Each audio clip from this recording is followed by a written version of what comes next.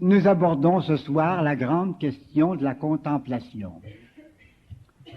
Il y a beaucoup de précisions à apporter dans cette question-là, une question emballante comme tout. Vraiment, c'est digne de nos désirs et de nos efforts, car c'est une chose magnifique que cette affaire de la contemplation surnaturelle. On dit, n'est-ce pas, qu'à un certain moment de la vie spirituelle, le Saint-Esprit entre en jeu. Les manifestations de sa grâce peuvent se produire dans tous les domaines de la vie, y compris le domaine du devoir d'État ou des épreuves à supporter, des difficultés de la vie, même la vie sociale. Mais s'il y a un domaine privilégié de la grâce, où on dirait que le Saint-Esprit se sent très à l'aise pour donner son activité, donner ses grâces, ses inspirations, c'est le domaine de la prière. Et je dis pas ça par sentiment seulement, il y a un fondement à ça. C'est parce que le domaine de la prière, c'est le domaine de la vie théologale. Or, si vous voulez, c'est le domaine qui nous met le plus directement en rapport avec la divinité elle-même, avec Dieu le Père, le Fils et le Saint-Esprit. Alors, normalement, s'il y a quelque chose qui doit plaire à une des trois personnes de la Sainte Trinité, c'est de nous faire entrer dans la Trinité pour contempler les choses divines. Déjà, depuis quelques mois, nous avons vu cette année différents moyens ou différentes dispositions nous permettant plus facilement une activité des dons du Saint-Esprit en nous. Nous avons vu que le don de soi, le don, la générosité, à ne pas refuser le sacrifice, le don de soi, l'humilité, le silence, on s'est attardé plus longtemps sur le silence, nous avons vu que ces choses, ça peut nous ouvrir au Saint-Esprit ou faciliter l'accès des grâces particulières du Saint-Esprit. Donc ces choses-là livrent l'âme à l'action directe de Dieu. L'action directe, quand vous voyez ça dans nos résumés, là, c'est toujours l'action par les dons du Saint-Esprit. C'est la même chose. Et exerce une pression quasi irrésistible sur la liberté divine pour qu'elle intervienne dans la vie spirituelle à travers les dons du Saint-Esprit. C'est-à-dire que si Dieu voit en nous ces trois dispositions de dons qui attirent le don, d'humilité qui fait de la place au don et de silence qui fait un climat favorable à la grâce, eh bien, on ne voit pas pourquoi le Seigneur hésiterait à donner sa grâce quand il voit toutes ces ouvertures-là. Il s'agit maintenant de cette intervention de Dieu par les dons. C'est ça qui va constituer d'ailleurs, caractériser les quatrièmes demeures. Quatrième demeure, c'est le moment où ça devient habituel que le Saint-Esprit travaille en nous par les dons. Donc il s'agit de cette intervention de Dieu. En cette matière difficile, Sainte Thérèse priait, renonçait à expliquer, et elle se contentait d'exposer en description nuancée là, ce que l'âme peut ressentir. Mais Saint Jean de la Croix, lui, pour sa part, nous apporte une vraie science, et vous verrez qu'à partir de maintenant, nous nous rapprocherons beaucoup de l'enseignement de Saint Jean de la Croix, parce qu'il apporte une science très forte dans cette question-là. Cette intervention de Dieu, comme je viens de le laisser entendre, se manifeste en tous les domaines de la vie, y compris nos loisirs même. Mais surtout dans les relations directes de l'âme avec Dieu, c'est-à-dire que l'intervention de Dieu son action particulière et privilégiée, c'est de transformer l'oraison de méditation qu'elle était, ou de récitation, la transformer, dis-je, en contemplation. La contemplation, c'est l'oraison, transformée par le Saint-Esprit, élevée par le Saint-Esprit à un mode divin. Et vous entrevoyez tout de suite que la contemplation, ça ne marche pas comme une méditation selon un mode humain. On a vu ça dans le cours sur les dons du Saint-Esprit, cours 23. Mais au contraire, ça apporte à la pratique des vertus, particulièrement la foi et la prière, là, ça apporte un mode divin d'agir. C'est divin que ça travaille, divinement que ça travaille. Alors le cours va se diviser en deux parties. La contemplation en général. D'abord, donc, des notions. C'est très important. Et comme il y a 4 formes de contemplation que nous verrons, dont nous verrons rapidement les 3 premières, eh bien la 4e, c'est la contemplation surnaturelle qui va nécessiter une attention particulière.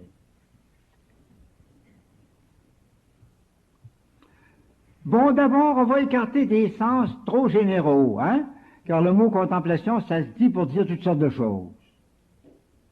Puis ça devrait pas. Il y a bien des choses comme ça, on prend un mot, puis on applique à toutes sortes de choses, hein.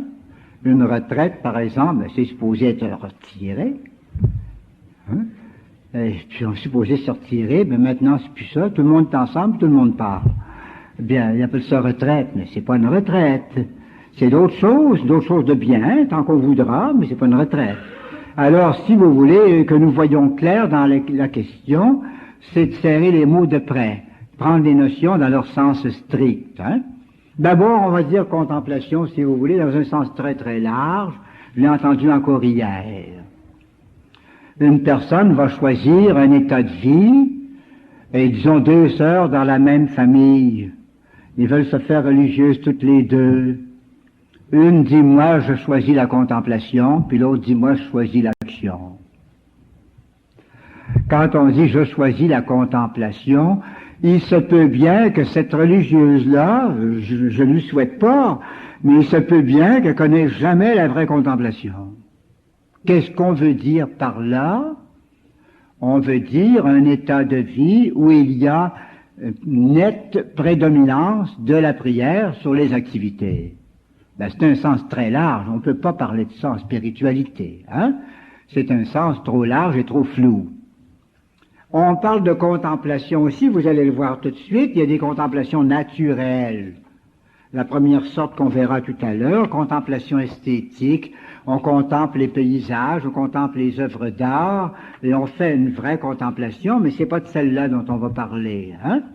On parle aussi, souvent on confond contemplation avec quelques grâces particulières, mystiques même, qu'on peut recevoir, ou des grâces charismatiques, si vous voulez, par exemple une vision, ou une sorte d'éclairage, de lumière intérieure, et puis on dira facilement contemplation, alors que ça n'en est pas. C'est pourquoi il faut préciser le sens. D'abord, le sens général. L'idée de contemplation, toute vraie contemplation devrait entrer dans cette notion-ci.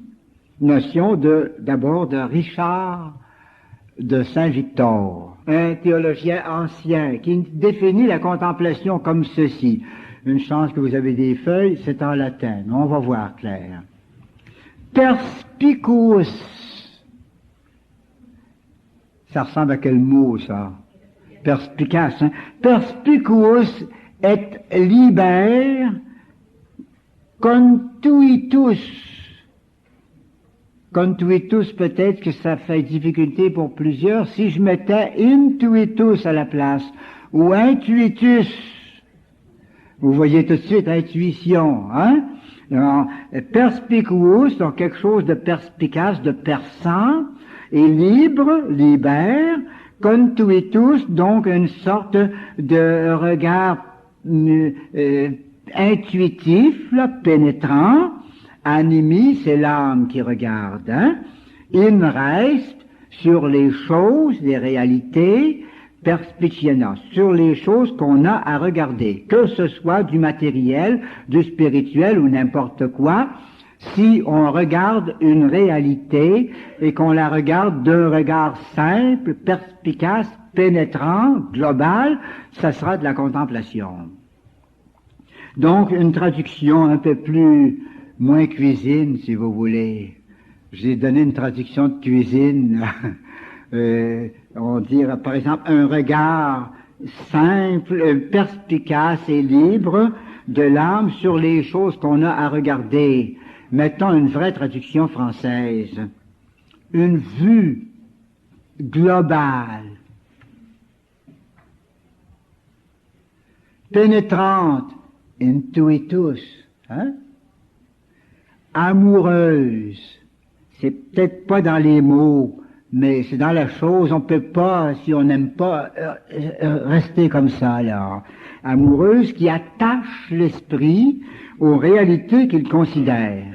Ça veut Voilà. dire que quand vous regardez quelque chose, ça veut dire que quand vous regardez quelque chose, si votre regard est contemplatif, ça va vous attacher à regarder. Vous avez dû remarquer souvent, quand on voit quelque chose de beau sur la route, par exemple, hein, les gens qui sont en auto vont dire « modère un peu qu'on voit ça comme il faut, là. Hein? » Ça attache, puis on veut voir plus longtemps. Ou bien on regarde, puis on lâche pas, hein? Mais t'aimes donc bien ça? Je pense bien que j'aime ça, hein? On veut pas lâcher. Donc c'est un regard qui attache, qui est fixé. Les gens qui regardent vite, là, puis qui vont ici et là, ne parlez pas de contemplation. Pas vrai. C'est pas vrai, ça. On voit souvent dans une sorte de gens là, qui voyagent, quelques-uns diront, regarde donc comme c'est beau, hein, regardez la belle montagne, puis les autres vont dire, oh oui, c'est beau, certains que c'est beau, c'est vraiment beau, tu sais, puis ils regardent partout. Ben, c'est pas vrai, ils contemplent pas. Quand on contemple même des choses humaines, là, puis naturelles, on est comme fixé, c'est un regard fixe. Donc, une vue globale. On ne regarde pas les petits détails, mais l'ensemble. Par exemple, une montagne, on n'est pas pour compter les arbres, hein? Puis détailler tout ça, hein?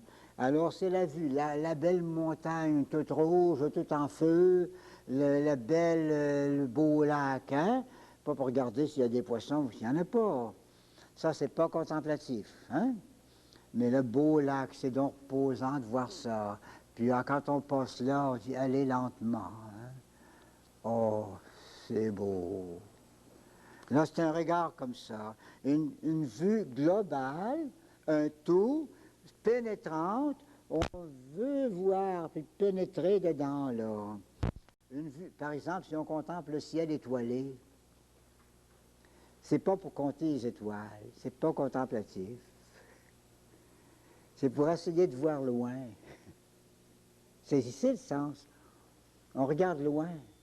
Puis même s'il n'y a rien, c'est comme si on voulait, en regardant fort, là, aller plus loin puis voir quelque chose qu'on ne voit pas encore. Là, hein? C'est ici le sens du mot pénétrant. Hein? Pénétrant comme ça. Hey! Tout à coup, à force de regarder, il y a des gens qui ont regardé la mer, ils vivent au bord de la mer, ils l'ont regardé des milliers de fois, puis à la fin, ils connaissent la mer. Parce qu'ils l'ont regardée. Eux autres, ça leur dit beaucoup, cette vue générale sur la mer, comme c'est vaste, comme c'est lointain, comme c'est grand. Ils finissent par la connaître. Hein? Donc, une vue pénétrante, donc j'ai dit globale, pénétrante, amoureuse. Il y a toujours de l'amour dans le regard contemplatif. Et donc, c'est une vue qui attache l'esprit. L'esprit, il est attaché là. Il ne veut pas lâcher. Aux réalités qu'il considère, quelles que soient les réalités. Ça peut être des choses naturelles, ça peut être des choses surnaturelles aussi. On verra les distinctions tantôt.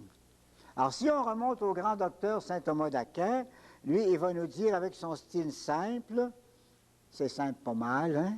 Il dit, la contemplation, c'est simplex intuitus veritatis.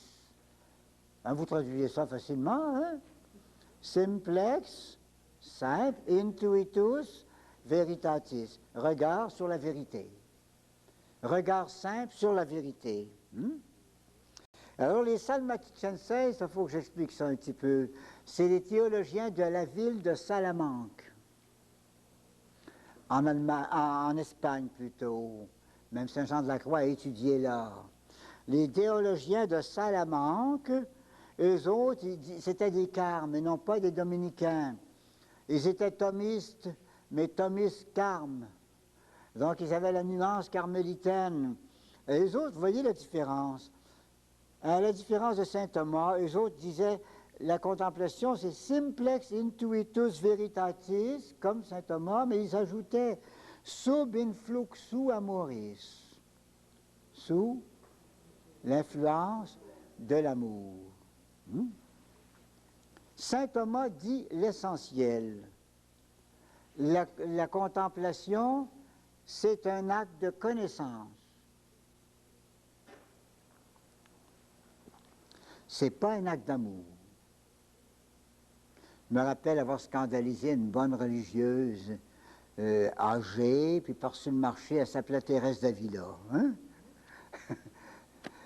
En disant ce que je dis là, que la contemplation, c'est pas un acte d'amour. Elle a protesté vigoureusement, elle lève la main, elle dit « Je proteste », elle dit « Oui, mon père, certainement, c'est un acte d'amour. » Oui, elle dit « Quand on contemple, on aime. » Ah, j'ai pas dit le contraire. Mais si vous contemplez, vous contemplez. Vous aimez en même temps, mais contempler, ce n'est pas un acte d'amour. Ça se fait dans l'amour, ça se fait par l'amour, ça se fait dans l'amour, mais ce n'est pas un acte d'amour. Si vous voyez, par exemple, un type qui regarde les étoiles le soir, un beau ciel étoilé, puis ça fait 1 heure qu'il est dehors sur la galerie, qu'il lâche pas, il regarde les étoiles tout le temps. Vous allez lui dire, mais qu'est-ce que tu fais là? Ben, je regarde, il ne dira pas j'aime. Pensez-vous qu'il va dire ça, j'aime? Il va dire, mais je regarde. Alors vous lui dites, mais t'aimes donc bien ça? Ah ben oui, par exemple. J'aime ça, regarder. Et plus je regarde, plus j'aime ça, plus j'aime ça, plus je regarde. Hein? Sans doute, il y a une très grande relation avec l'amour.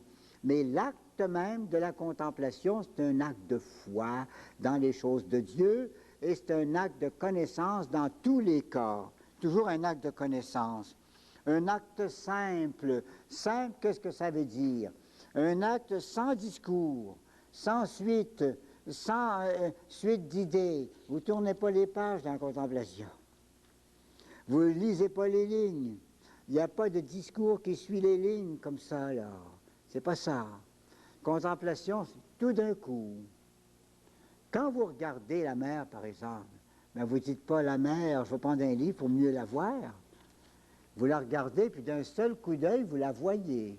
Ben, c'est un peu comme ça. Un livre, si vous regardez un livre, ben vous dites, vous avez vu le livre. Vous ne l'avez pas regardé comme fou si vous ne l'avez pas lu. Vous êtes obligé de suivre le discours du livre. Hein? Ça se suit, ça, puis vous suivez le discours, ligne par ligne, page par page, jusqu'à ce que vous voyez se boucler l'idée là. C'est pas contemplatif, c'est discursif, c'est un discours, c'est une suite d'idées. Mais la contemplation, c'est un seul regard dans lequel on voit le tout. Si vous voyez, par exemple, une cathédrale, bien, vous voyez la cathédrale, si vous commencez à l'analyser, Notre-Dame de Paris, par exemple, c'est divisé en 3 parties verticales, en 3 parties horizontales, l'étage des portiques, 3 grandes portes, l'étage de la rosace, et puis 2 grandes baies, et puis l'étage des tours, et la toiture, et la petite flèche. Bien, vous n'êtes pas en contemplation. Vous êtes en étude, en analyse. Mais si vous regardez ça à une certaine distance, vous dites, et que vous dites, mon Dieu, qu'elle est belle celle-là. Oh! C'est un regard photographique, ça vous arrive tout entier dans votre esprit, dans votre imagination, comme une photo, quoi. Là, vous contemplez. Alors, saisissons bien les mots d'abord. Alors, voyez-vous, tous ceux qui pensent que avoir des belles suites d'idées, là, que c'est de la contemplation, ils n'y sont pas. C'est de la belle méditation, c'est de l'oraison, un peu large, là, mais c'est très bien, mais ce n'est pas de la contemplation. Contemplation, même dans le plan naturel, ça sera toujours un seul regard. Les karmes ajoutent le rôle de l'amour. L'amour n'est pas essentiel à l'acte de contemplation. L'essentiel, c'est la connaissance. Mais l'amour est essentiel à son principe.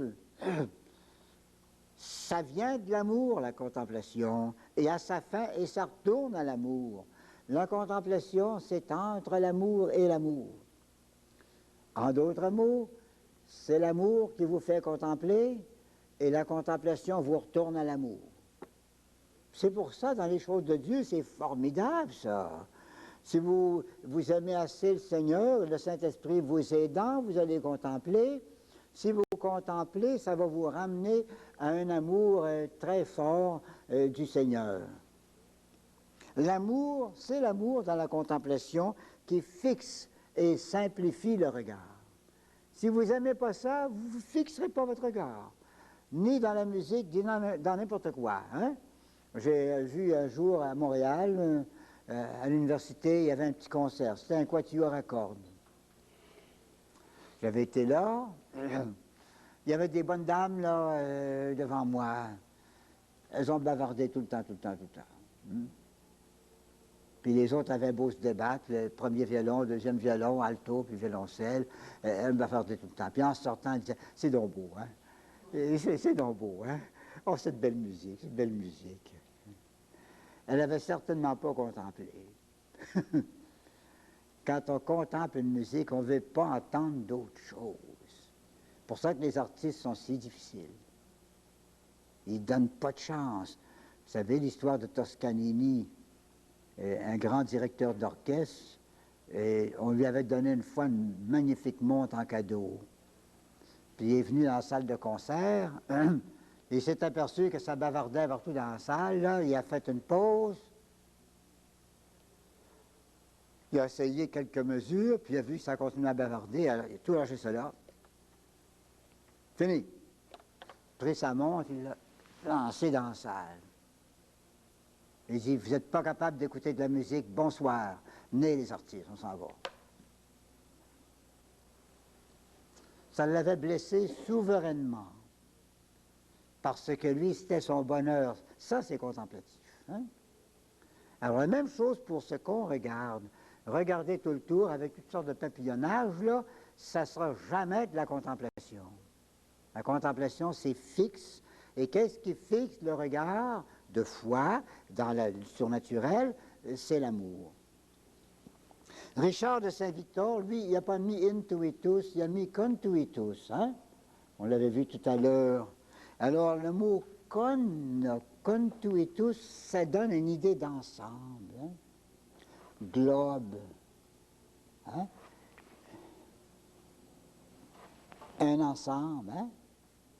Contuitus. Pour tout dire, on fait un globe. Hein? Connexion. Alors, vue globale. Et par là, il nous montre, par ce mot-là, que la contemplation, ce n'est pas une analyse, mais une synthèse. La méditation, c'est une analyse qu'il est bon d'avoir faite quand on était en deuxième demeure et qui sera bonne encore à faire lorsqu'on sera plus avancé, au moins certains jours, ça ne sera pas mauvais de retourner faire un petit tour en deuxième demeure. La puissance de l'amour paraît faire oublier les détails pour fixer l'esprit sur la réalité. Alors arrivons aux formes de la contemplation. 4 formes. Je passe vite sur les 3 premières formes, en insistant quand même un peu sur la première. Hein? Puis après la pause de tout à l'heure, on verra la 4e forme, qui est l'oraison, contemplation surnaturelle. D'abord, contemplation esthétique. Deuxièmement, contemplation intellectuelle. Troisièmement, contemplation théologique. Et enfin, contemplation surnaturelle ou contemplation infuse, celle qui vient du Saint-Esprit. Contemplation esthétique, ça veut dire contempler des réalités sensibles qui sont belles.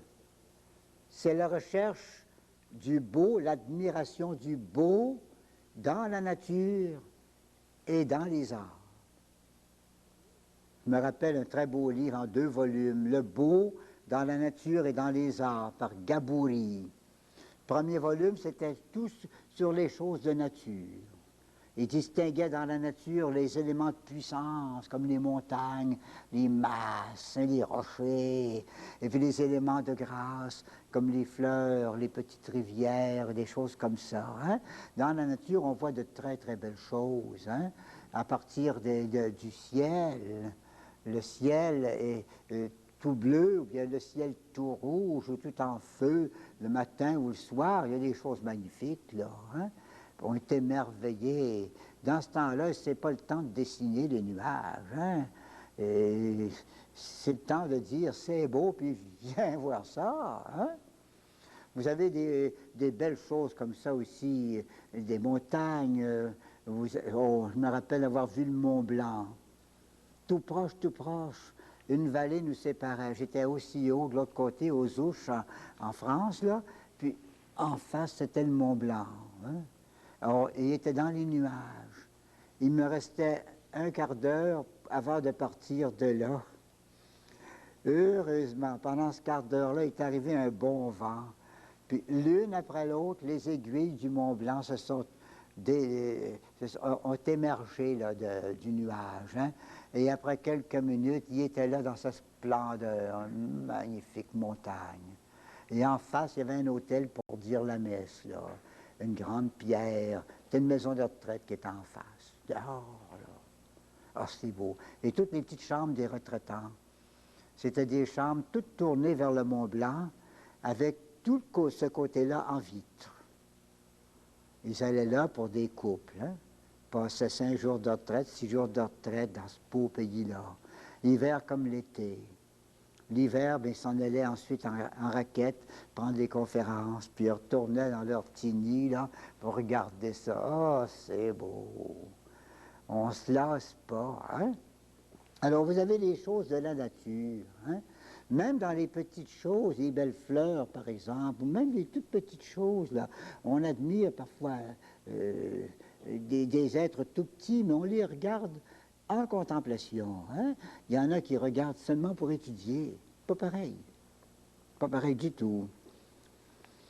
Il y a aussi les arts, hein? Les beaux-arts, qui se classent en 2 séries, les arts plastiques et les arts rythmiques.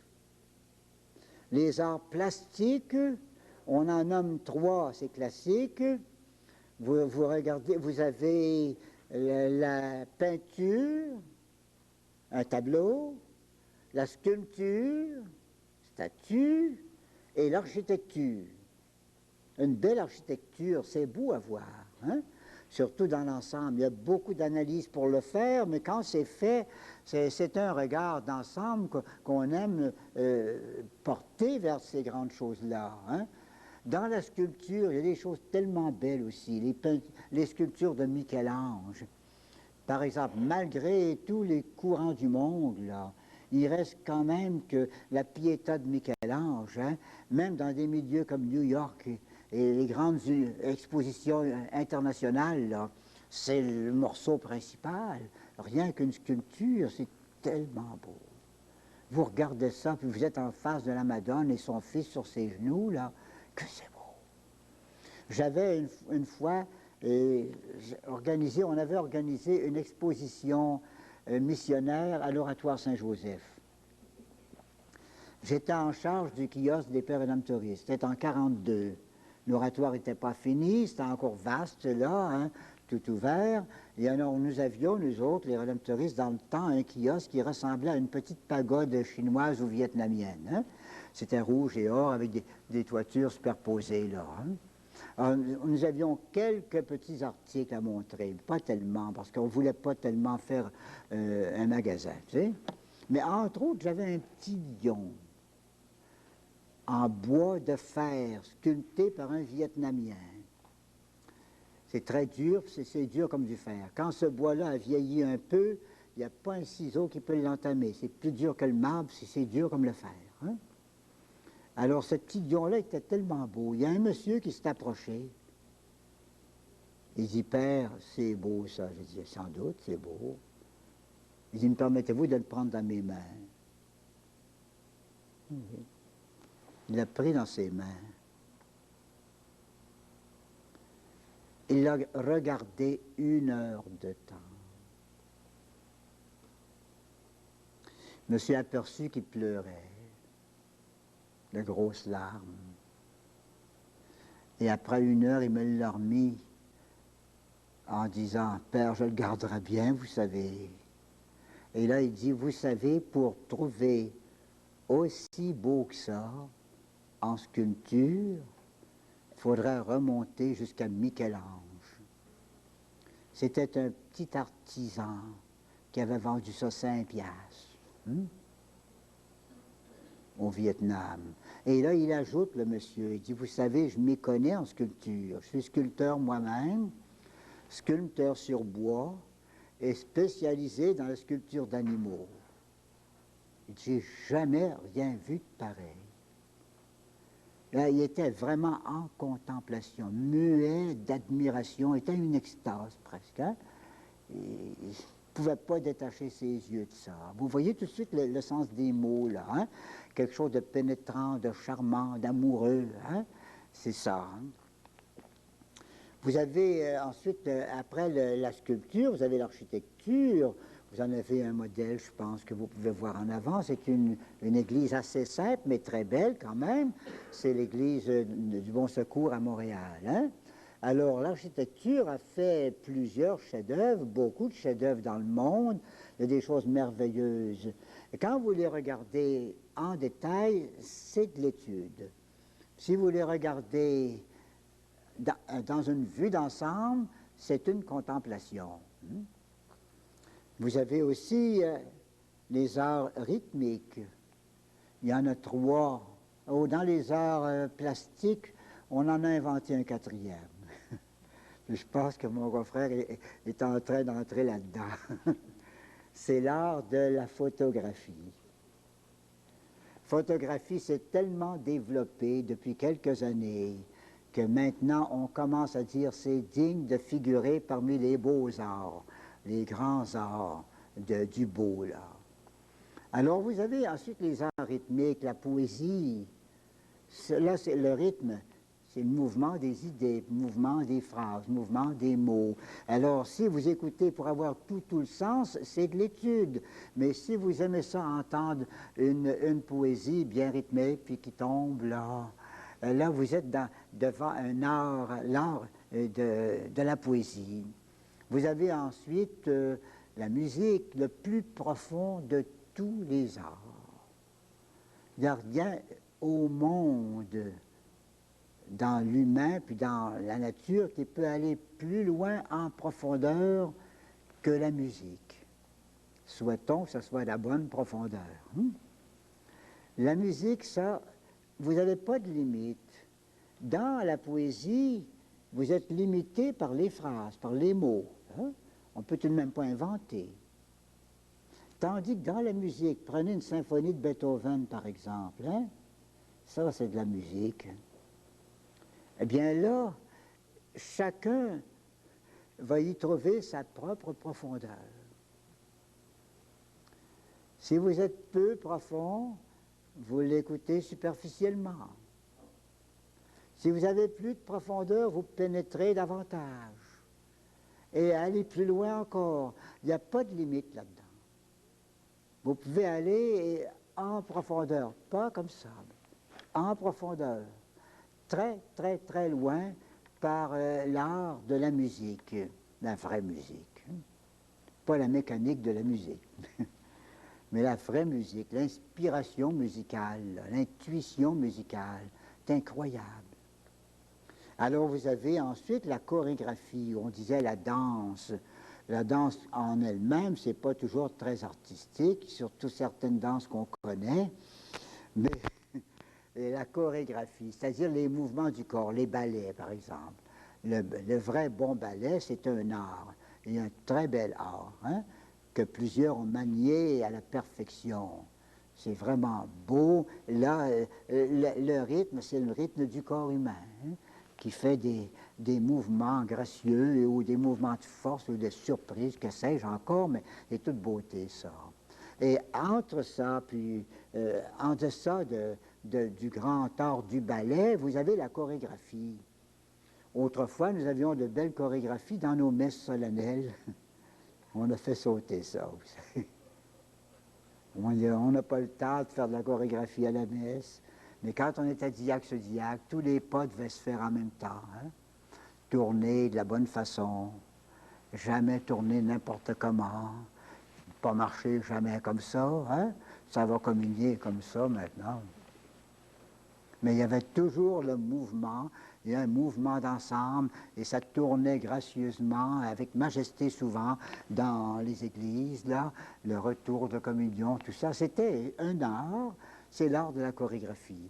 Et dans certaines basiliques, même des églises paroissiales bien cultivées, là, on faisait des choses magnifiques. Ce sont les arts. Alors là, voyez-vous, il y a moyen de regarder ces choses-là, de les saisir, puis de voir quelque chose de beau là-dedans. Donc ça porte sur des réalités sensibles, des choses matérielles. Et elle est faite par le regard des sens, cette contemplation-là, mais elle produit une émotion esthétique dans l'intelligence. C'est pas marqué, mais vous pouvez l'ajouter. Une émotion esthétique dans l'intelligence. Il y a plus que l'émotion sensible, vous savez, le charme des oreilles, là, pour la musique par exemple, ou le charme de l'œil. Il y a une émotion très, très spirituelle dans le centre de votre âme, bien, disons dans le deuxième profondeur, esprit, là, intelligence, intelligence profonde. C'est très, très beau. Mais cette jouissance, c'est la plus grande jouissance dans le plan humain qu'un humain puisse sentir sur la terre. C'est pas dépassé, excepté les choses de Dieu, là.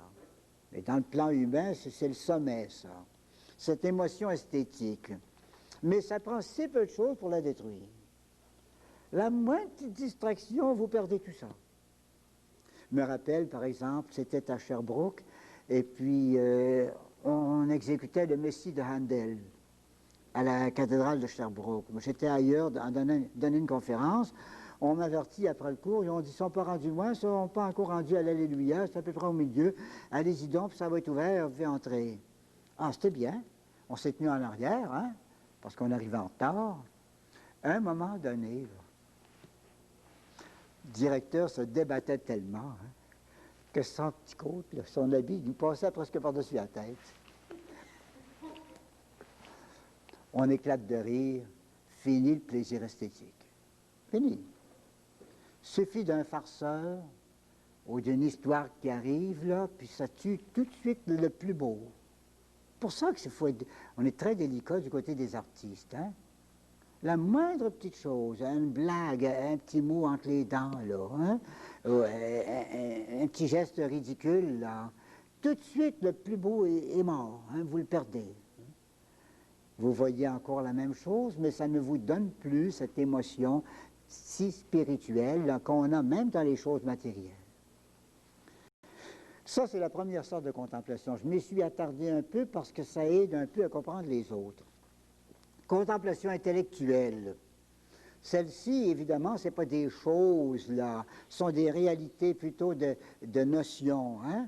Elle porte sur la solution d'un problème ou sur le principe clé d'une science, d'une invention. C'est quand on arrive à boucler une science ou une invention. Vous connaissez l'histoire d'Archimède? qui avait découvert comment un bateau peut flotter. Hein. Il savait bien qu'un bateau, ça flotte. Mais lui, comme mathématicien, il cherchait à faire la démonstration scientifique. Hein. Puis un jour, il était au bord de l'eau, il se baignait dans l'eau, puis il regardait flotter les bateaux. Puis à un moment donné, un éclair de génie. Je l'ai trouvé, Eureka! Alors il prend pas même le temps de s'habiller, il part en ville tout nu, courant, Eureka, Eureka! Tout le monde disait, mais quel fou que c'est ça! C'était un grand savant qui venait de découvrir une grande chose, le fruit de longues années d'études. Ces études, c'était de l'analyse. Puis à un moment, il a tout vu ça d'un coup, là. Ça, c'est un très grand moment dans la vie d'un savant. Hein? Il a fait une contemplation. Il a vu toute son œuvre, toute son étude arriver comme sur un point, là. Oh, ça c'est fort, c'est très beau. Vous pouvez faire ça parfois quand vous lisez un vrai bon livre bien fait. Vers la fin du livre, moi j'en avais lu un, c'était justement sur l'esthétique, hein, notion d'esthétique par le père Lacouture, pas le père Lacouture qu'on a connu ici. Hein. C'est un très beau livre, bien fait. La première phrase dit tout le livre. Premier paragraphe dit tout le livre. Puis plus ça va, ça dit tout le livre. Hein? Puis là, à partir du 3 au 4e chapitre, ça commence à détailler. Hein? Détail, détail. Puis vers la fin du livre, les 2-3 chapitres avant de finir, on voit qu'il sert son idée. Puis vous voyez serrer l'idée, là, d'un chapitre à l'autre. L'avant-dernier chapitre, c'est pas mal serré, puis ça revient, ça vient se grouper. Puis cette fois-ci, c'est beau parce que tout le livre vous revient en peu de mots, là. Hein? Puis vers la fin encore, là, la dernière page, le dernier paragraphe, c'est vraiment un trait de génie. C'est toute beauté. Alors, quand on lit une affaire comme ça, à la fin, là, si on a saisi la synthèse, hein, c'est une contemplation intellectuelle. Vous pouvez faire ça. Des fois, j'en fais des petites contemplations intellectuelles dans les cours, mais c'est pas serré tellement. Quand j'ai fait une section de cours, avant de repartir à une autre section, hein, je ferai un résumé, puis je repasse assez rapidement quelque chose. Hein. Il y a la contemplation théologique. C'est le même genre, mais c'est en théologie, dans les choses de théologie. Théologie d'école ou de quiconque. Elle est comme l'autre, elle porte sur la vérité révélée ici. Par exemple, contemplation de Jésus à l'agonie ou de Jésus en croix. C'est plus les détails qu'on voit. Vous savez, il y a des peintures ou des images, là, où c'est toutes sortes de traits, de détails, toutes sortes de petites choses. Là. On voudrait compter les coups de fouet dans la flagellation. Sans doute, c'est pieux faire ça. Hein? Mais il y a différentes manières de voir le crucifix. Hein? C'est pieux de faire ça, c'est sûr. Hein? Ou encore compter les épines. Vous êtes dans les détails. Mais il vient un temps que le beau Christ que vous aimez, là, vous commencez à l'avoir pas mal dans votre esprit. Puis ce que vous aimez, c'est de voir l'expression de douleur, bien plus que de voir tous les traits physiques, là. Hein? Parce que d'abord, les artistes, c'est pas sûr du tout qu'ils ont reproduit la réalité parfaite. Hein? Mais il y a quelque chose qui se dégage de là et que vous pouvez finir par trouver là. Regardez par exemple l'expression de douleur sur une Pietà, la Vierge, hein? Ou sur un crucifix, ou sur n'importe quelle chose comme ça, de théologie, là. On voit la douleur et on est saisi par cette vue qu'on prolonge avec goût ou avec affection. J'ai ajouté une petite note ici. Parfois, dans ce genre de contemplation théologique, il peut s'y mêler un certain secours des dons du Saint-Esprit. Ça serait sur le bord de la grande contemplation. On va faire la pause. Correct? Correct? Oui. Correct? Alors, la deuxième partie, évidemment, vous allez la trouver plus profonde que la première, puisqu'il s'agit maintenant, et c'est l'objet de nos études principales, la contemplation surnaturelle. Non, ce n'est plus une force naturelle d'intuition. Cette fois-ci, c'est une grâce du Seigneur. Contemplation surnaturelle. On peut l'appeler contemplation infuse. Le mot surnaturel est de Sainte Thérèse. Si on ne l'explique pas, ça reste un peu vague, parce qu'il y a bien des choses surnaturelles.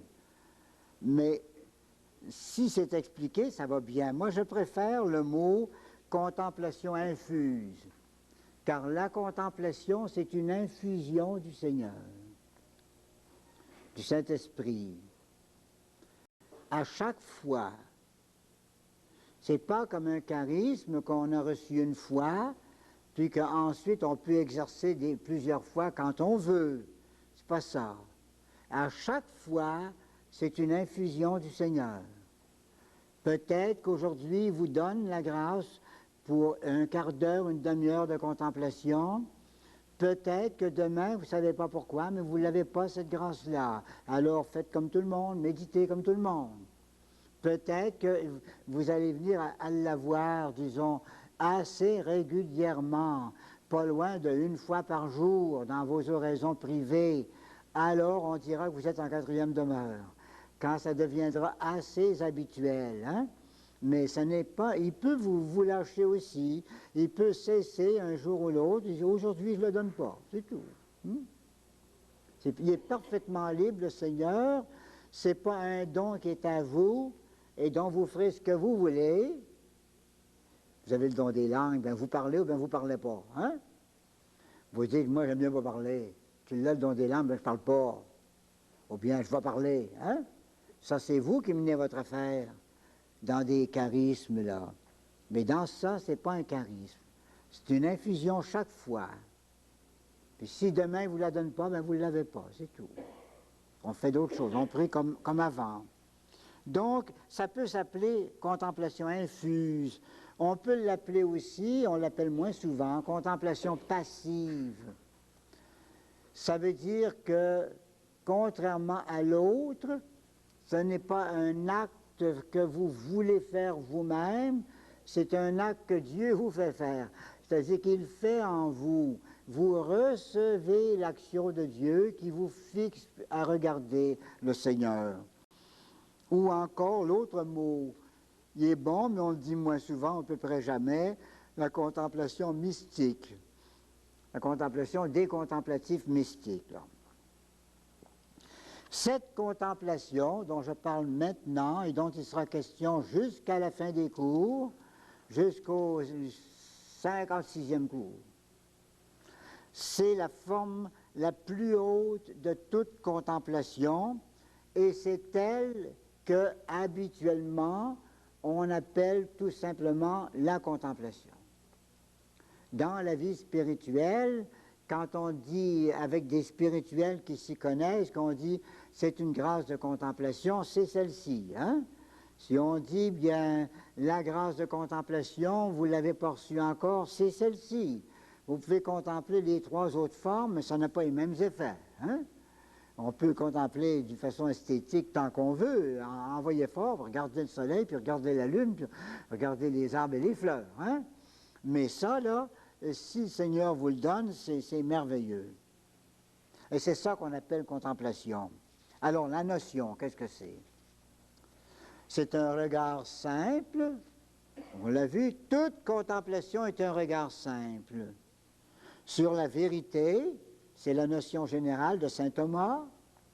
Et on ajoute, c'est un regard simple sur la vérité sous l'influence de l'amour, comme les Salmatitchenses ou les docteurs de Salamanque. Hein? Alors, où est la différence, puisque c'est la même notion? La différence, c'est dans le mot vérité. C'est une contemplation de vérité.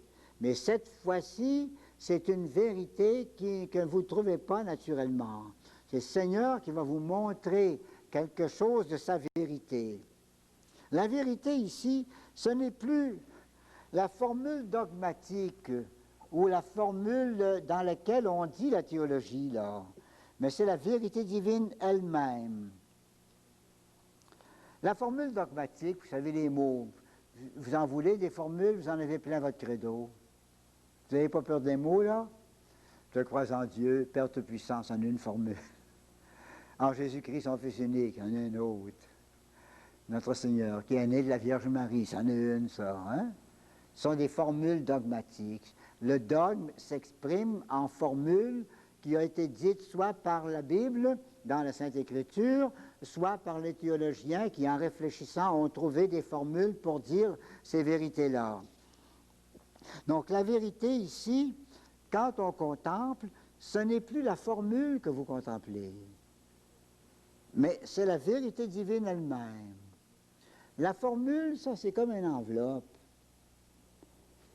La preuve, c'est qu'elle peut être en français, en anglais, en grec, en latin, en juif, en toutes sortes de langues, puis il y a la même vérité qu'il y a dedans. Hein? Alors vous saisissez la différence entre la formule, qui est une enveloppe, un contenant, et la vérité, qui est un contenu. Vous saisissez cette affaire-là, là? Ce qu'il y a dedans la formule.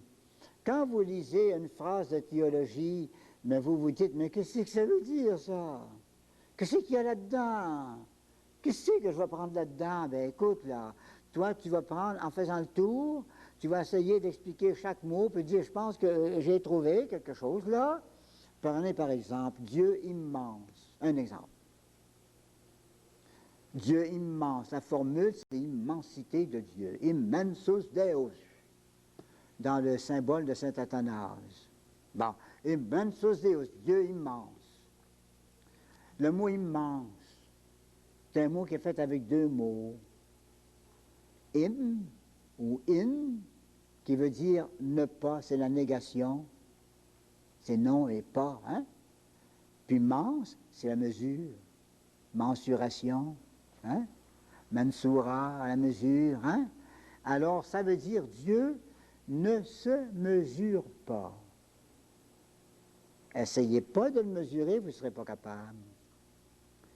Alors, on va dire, il est-il plus grand que la terre? Bien sûr. Mais comment plus grand que la terre? Ah, c'est pas.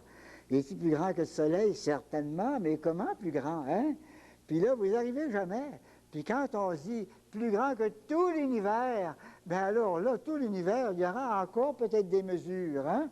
Mais là, plus grand que tout ça, il n'y en a plus de mesures. Vous n'êtes pas capable de mesurer Dieu. Hein? Alors, quand on dit immense, on ne fausse pas la vérité. Elle est vraie, mais on ne vous la montre pas. On vous donne la vérité enveloppée. La contemplation veut voir dans l'enveloppe. Une comparaison. Bientôt, ça va être Noël. Vous allez recevoir des cadeaux. Et je pense que vous allez avoir hâte de voir au pied de l'arbre le cadeau qui vous est dû. Peut-être, je ne sais pas, moi, c'est pas moi qui va vous les donner à tout le monde, je ne suis pas capable, hein?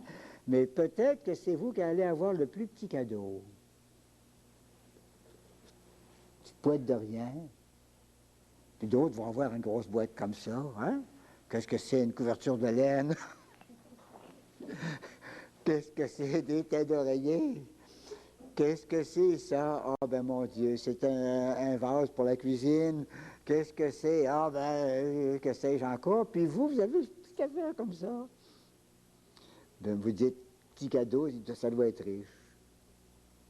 Vous ouvrez le premier papier, le fou, là, puis tout ça, vous ôtez tout ça, là.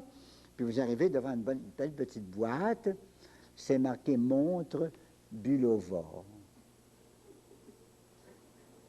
C'est pas de la mauvaise montre, hein? Montre Bulova, c'est la duchesse, parce qu'elle a des noms, la montre, hein? Et sur le couvercle, là, c'est un couvercle en carton d'abord, mais plutôt en métal. Vous voyez une description de la montre, hein? Tant de pierre ou de diamant, comme on dit, là, et aiguilles trotteuses, et puis les aiguilles phosphorescentes pour voir la nuit, ainsi de suite. Il y a tous les détails sont dessus, là. Eh bien, c'est bien, on va l'ouvrir. Vous venez pour ouvrir ça. Mais à quelle place je vais ouvrir ça? Regardez tout le tour, il n'y a pas de place pour l'ouvrir. C'est fermé partout. Il n'y a pas de joint seulement. Qu'est-ce que ça veut dire? Je vais faire avec ça, moi. Plains-toi pas, il y a une montre là-dedans. Le crois-tu ou bien si tu ne le crois pas? Vas-tu dire que je suis un menteur? Tu crois? Ben, t'as une montre, t'es riche, t'as une belle montre dedans.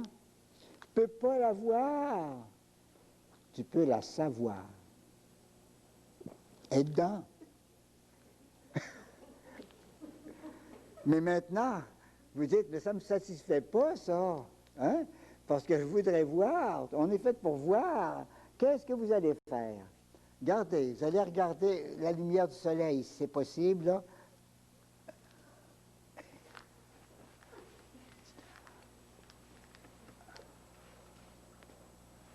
Il n'y a rien.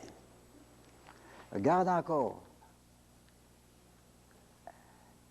Hey, je sais pas, mais on dirait qu'il y a un moton dedans. Hein? Ben, le moton, c'est ta montre, ça.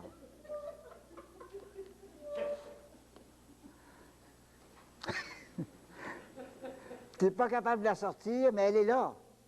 Hein? Puis si tu n'es pas capable de la voir claire, comme ça, là, tu es capable de la voir embrouillée. Mais vous savez, si vous regardez le dessus, là, de votre boîte, avec toute la description, c'est bien clair. Mais c'est pas la montre. Hein? Si vous regardez la montre dans la boîte, c'est la montre, mais c'est pas bien clair. Qu'est-ce que c'est qui est le meilleur? La montre pour vrai ou bien une image claire? La montre pour vrai, hein? Ben, la contemplation, mes chers amis, c'est ça. La vérité, elle est dans l'enveloppe des mots, hein? Les théologiens, ils tournent autour. Ils font le tour, tâcher de rentrer dedans. Puis ils essayent sur tous les bords. Ils essayent de voir ce qu'il y a là-dedans, ces mots-là, puis ils disent, ben, ce mot-là, ça veut dire telle chose. Tirons la conclusion. C'est certain que Dieu est immense, c'est bien certain, c'est correct, j'admets ça, mais l'immensité de Dieu, ils ne l'ont jamais vue. Puis si vous contemplez, peut-être que vous allez voir vraiment l'immensité de Dieu. Il va vous la montrer. Pas clair, mais il va vous la montrer. Puis vous verrez dans votre regard simple comment Dieu est immense. Oh, majesté de Dieu. Pas de dessin. Aucun dessin. Ça, c'est sur le dessus, les dessins. Mais la réalité, je dirais, moi, vous êtes là en contemplation, vous avez atteint les entrailles de la vérité. C'est un rayon X, si vous voulez. C'est un rayon X. La contemplation, c'est vrai, c'est bien dit, ça. Je le trouve ce soir pour vous autres. Hein? Vous voyez à travers, plus loin que l'écorce, plus loin que l'enveloppe, vous voyez à travers. Ben, la vraie contemplation des choses de Dieu, c'est ça. Alors on ne cherche pas à voir plus, on ne cherche pas à dire les détails, c'est toujours de l'enveloppe les détails, ça. Mais on cherche à voir dedans la vérité. Saisissez le mot, hein? Intuitus, intuition, dedans la vérité. La profondeur des mots, par exemple, quand Saint Jean dit le Verbe de Dieu. Ben, le Verbe, c'est marqué V-R-B-E-B, hein? C'est vite trouvé, ça, hein? Prenez un dictionnaire, verbe, synonyme, mot. C'est vite trouvé, ces choses-là, hein? Et le verbe, c'est fait cher. On a trouvé ça. C'est beau. Mais le contemplatif, il se met devant le Verbe. Et c'est comme s'il disait aux autres, vous autres, disputez, écrivez, mais moi, je regarde le Verbe de Dieu. J'ai pas besoin de vos phrases. Quand le Seigneur me met en contemplation, je suis devant le Verbe. Et ça, c'est apaisant, c'est doux, c'est tranquille, d'être en face de la vraie réalité, les entrailles de la vérité. Là. Vous avez pénétré dedans. La science, elle court, elle. La sagesse, elle pénètre. C'est la grande différence.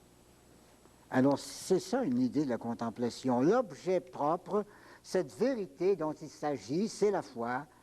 C'est l'objet, plutôt, c'est l'objet propre de la foi, hein, la vérité. La foi y pénètre normalement à chaque acte de foi, mais elle ne peut pas s'y maintenir ordinairement, car la foi est dépendante de l'entendement, qui n'aime pas le mystère, mais qui aime la clarté. Une tête humaine, ça n'aime pas le noir, ça aime le clair. Hein? Un cours qui est embrouillé, on ne l'aime pas. Un cours qui est clair, on aime ça, hein? Parce qu'on veut voir clair. Hein? Alors la foi va chercher à piquer en Dieu, si je peux dire, mais comme c'est vague, elle en sort tout de suite pour chercher dans les mots. Hein? Alors ça, c'est de la méditation, ça. On va chercher dans les mots. Mais ici, à partir des quatrièmes demeures, un don du Saint-Esprit, qui est le don d'intelligence avec le don de sagesse, a fait jaillir du mystère, remarquez les mots, une clarté confuse. Vous vous rappelez tout à l'heure dans la petite boîte?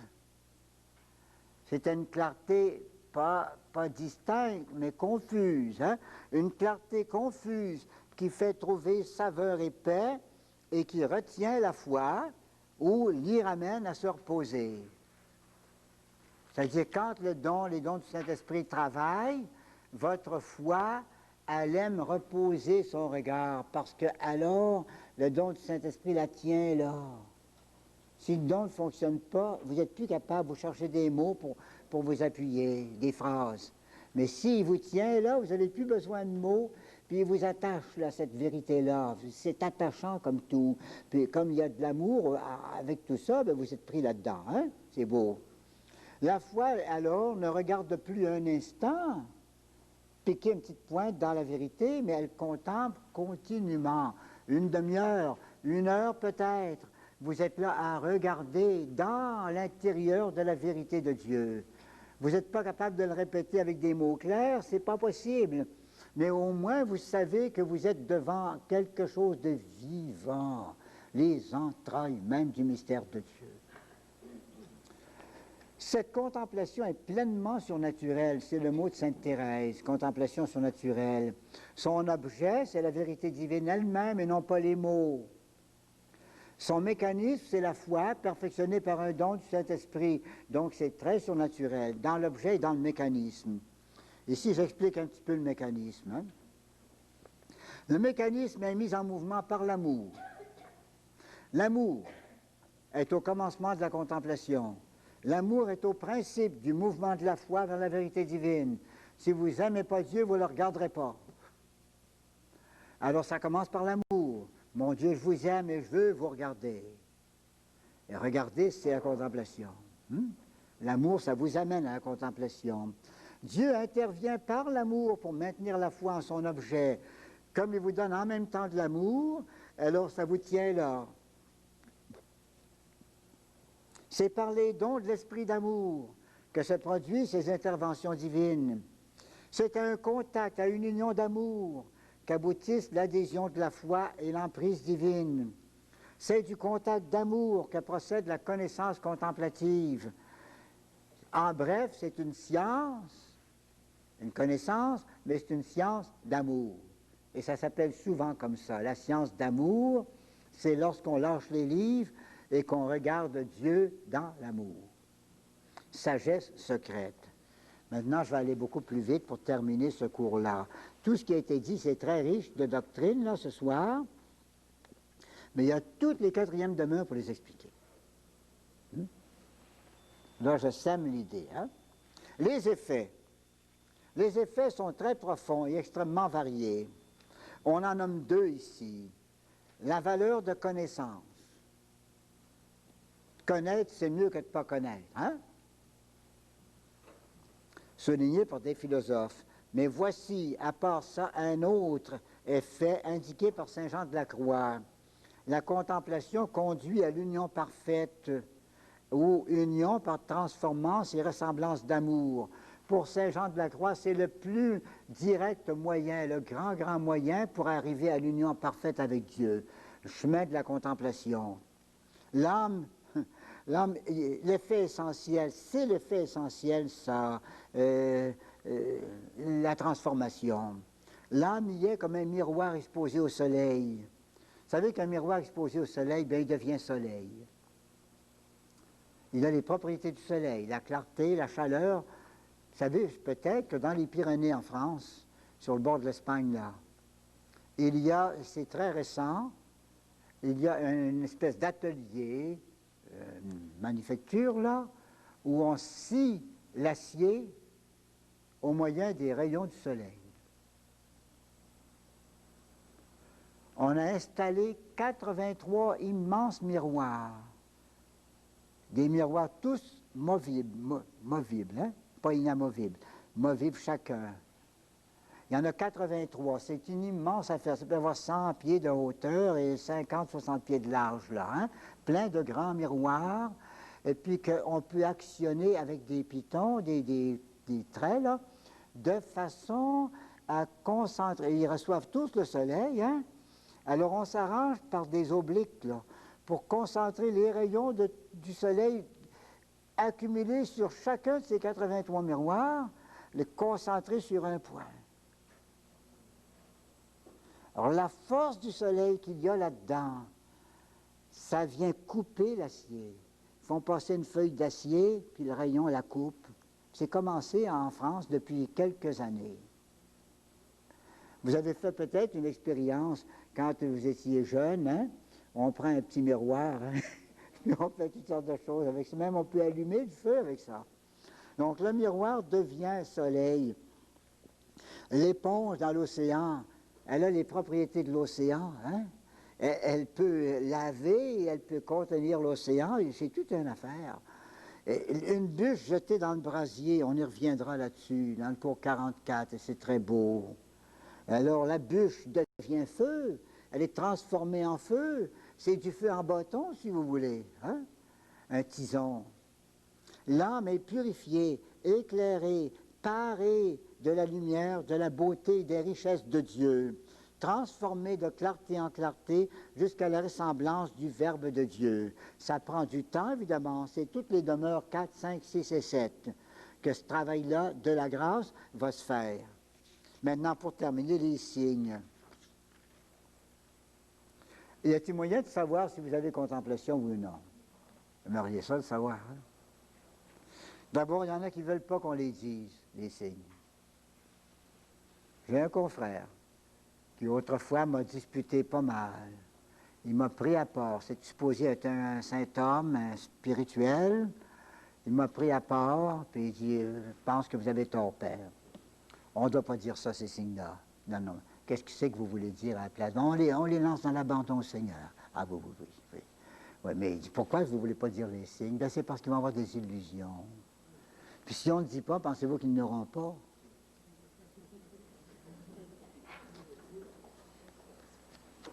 J'ai essayé de lui faire comprendre que, à cause des devoirs de l'âme, c'est mieux de savoir que de ne pas savoir. Puis s'il y a un danger d'illusion, il y a toujours moyen de se faire guider. Si on ne se fait pas guider, bien mon Dieu, c'est de notre faute. Hein? Il y a moyen.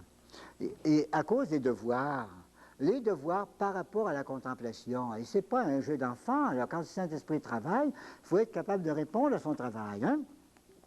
Respecter et favoriser les interventions divines. Le Seigneur, par exemple, va donner des grâces de contemplation, puis vous ne voulez pas en faire de cas, alors qu'est-ce qui va arriver? Il va se retirer. Il va forcer un certain temps, puis quand il voit qu'on ne veut pas, il sortit. Il n'est pas pour nous forcer comme ça tout le temps. Ne pas revenir sur des formes d'activité qui ne sont plus de saison. Pour beaucoup de personnes, s'ils ne savent pas ce que c'est que la contemplation, ils ont dépassé les deuxièmes demeures, sont rendus en quatrième demeure, puis à un moment donné, là, ils s'aperçoivent que c'est moins brillant, qu'il y a moins de consolation. Ils disent, ils veulent leur virer en arrière, retourner en deuxième. Sous prétexte qu'en deuxième, ça marchait, puis en quatrième, ça ne marche pas. Hein? Alors, s'ils connaissent les signes, ils vont savoir, et je vous le dirai, un des signes, c'est justement quand il nous semble qu'on n'est pas capable de prier. Je vais le dire tantôt, là. Hein? C'est le premier signe. Troisième raison, ne pas abandonner trop tôt le travail discursif. Pour d'autres, c'est le contraire. Aussitôt qu'on leur a dit, tu as eu une grâce de contemplation, ils pensent qu'ils vont l'avoir tout le temps. Hein? Puis chaque fois, ils s'arrêtent, puis attendent. Puis il vient rien. Sainte Thérèse dit, ça c'est niaiseux. Hein? C'est pas le mot qu'elle a dit, mais c'est elle qui a dit ça. Hein? Elle dit, c'est un grain de sottise. Ensuite, ne pas prendre pour contemplation une passivité qui ne serait qu'une déformation maladive, dangereuse. Des gens qui vont dire, ah, je pense que je lis la contemplation. Moi, tu sais, quand je veux prier, là, j'arrête tout, là.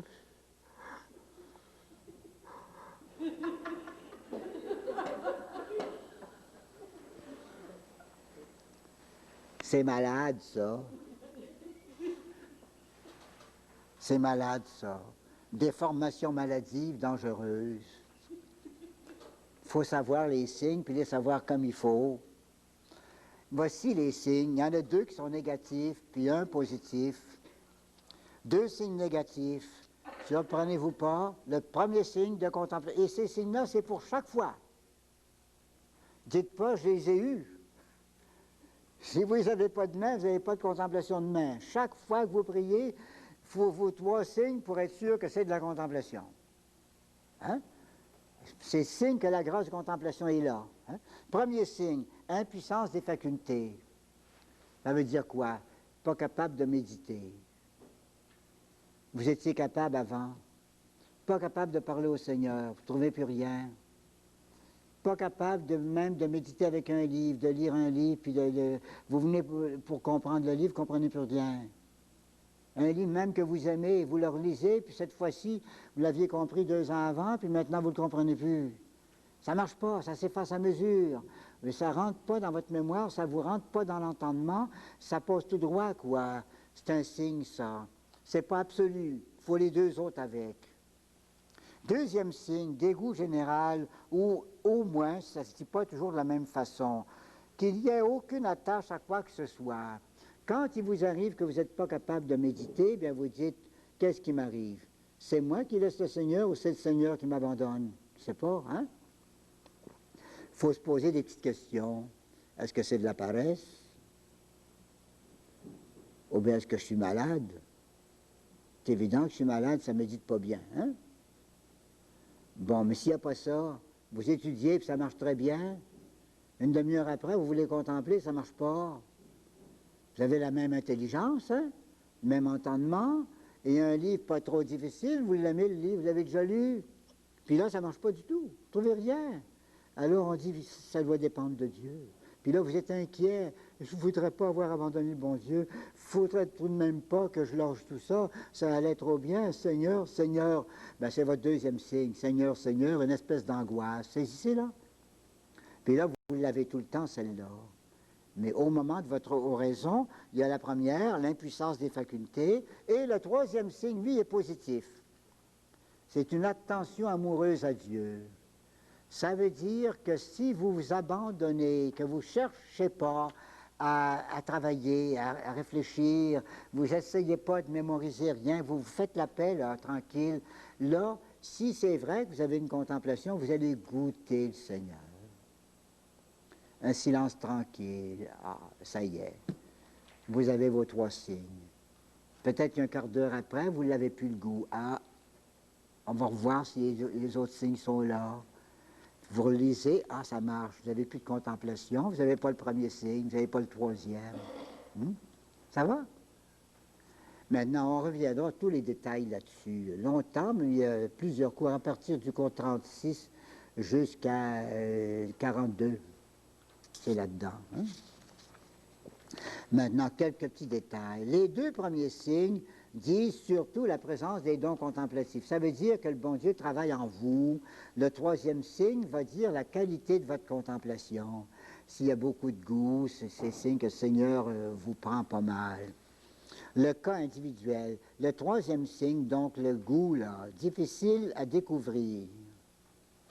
Au début, en entrant dans les premières demeures, les premières oraisons contemplatives, c'est trop subtil, délicat, quasi insensible. L'homme ne s'accoutume pas très vite. et parfois s'attardent encore dans le sensible de l'oraison discursive. Au début, cette période que je dis là, hein, que c'est subtil, qu'on ne comprend pas trop le troisième signe, là, on ne sait pas trop s'il y a du goût, s'il n'y a pas de goût. Hein? Il y en a qui disent, je goûte rien. Parce qu'ils n'ont jamais goûté ce goût-là, puis c'est un goût nouveau, ils ne goûtent rien. D'autres qui disent, ben, ce que je goûte, c'est pas mêlant, c'est de la paresse. J'ai envie de rien faire. Ben, c'est bon. C'est le temps de se reposer. Cette crise-là, l'adaptation à la contemplation, là, je vous le dis net, ça dure au moins 1 an et souvent 2 ans. Et c'est ça qui s'appelle la nuit du sens, l'entrée dans les 4e demeures. Il va venir un temps que vous êtes assis accoutumé à cette grâce, le Seigneur vous la donne habituellement, puis là, vous découvrez un peu plus le signe, le 3e, qui est un goût du Seigneur, un calme, un repos, là. Plus tard, lorsqu'il y a intermittence de contemplation aussi, pas facile, une journée vous l'avez, le lendemain vous n'avez rien, un petit bout de temps vous avez 15 jours avec contemplation, une semaine vous n'avez pas. Il y en a par exemple qui vont faire une retraite fermée, 5 jours, et ils disent, oh là, je vais contempler à mon goût. Hein? Aussitôt que la retraite commence, tout arrête. Ils n'ont plus rien. Ils lâchent la retraite, quand ça recommence. Des choses comme ça. Lorsque la contemplation est très pure, vers la fin des 4e demeures et 5e, là, la contemplation est tellement pure qu'on ne s'aperçoit plus de rien. C'est trop pur pour qu'on la remarque. Avez-vous déjà vu des rayons de soleil? Pensez-vous avoir vu des rayons de soleil? Quand vous pensez voir des rayons de soleil l'été, là, en dessous des galeries, puis dans les fenêtres de vieux appartements, là, hein, qu'est-ce que vous voyez? C'est des millions de poussières. Il n'y a seulement qu'à regarder comme il faut. C'est plein de petites poussières, puis de petites graines, ça flotte dans l'air. On respire ça, hein? On est dégoûté à voir ça, hein? Un rayon pur, s'il était pur, s'il n'y avait pas de poussière dans le rayon, vous ne verriez rien. Alors quand l'âme est très avancée, elle est devenue beaucoup plus pure, et sa contemplation est extrêmement pure, il n'y a plus aucun sensible dedans. Alors, si ce n'est pas sensible, vous ne sentez rien. Ça ne veut pas dire que ce n'est pas contemplatif. Contemplation très très pure, fin des 4e et 5e demeures. Parfois aussi, ça peut dépendre de tendances pathologiques, surtout pendant les nuits. Ça veut dire que telle journée, ça ne marche pas trop parce que vous êtes malade, vous êtes fatigué, ça ne marche pas, comment ça ne file pas. Hein? Difficile de se concentrer. Alors dans ce temps-là, il ne faut pas mettre la faute sur la contemplation, mais sur son état de santé. Hein? Alors vous voyez qu'il y a bien des choses à voir. Puis il y a bien des choses à voir en direction spirituelle avec ceux qui nous guident, hein? Pour voir exactement ce qui se passe. C'est pas de l'à peu près, une petite grâce qu'on ramasse comme ça, je l'ai, puis je l'ai pogné, je l'ai. Hein? C'est pas ça du tout. Hein? C'est un travail du Saint-Esprit, et c'est un travail à chaque fois. Hein? Alors vous avez une bonne idée. La prochaine fois, le cours manque-le pas. C'est le cours qui va vous dire si ça, la contemplation, c'est pour vous, mais ce n'est pas pour vous. Vous allez avoir votre réponse. Est-ce que vous êtes appelé à la contemplation? J'espère que ça va être une réponse consolante. Oh, les gens des cours, oh oui, hein, mais mon bon monde, il faut bien, hein?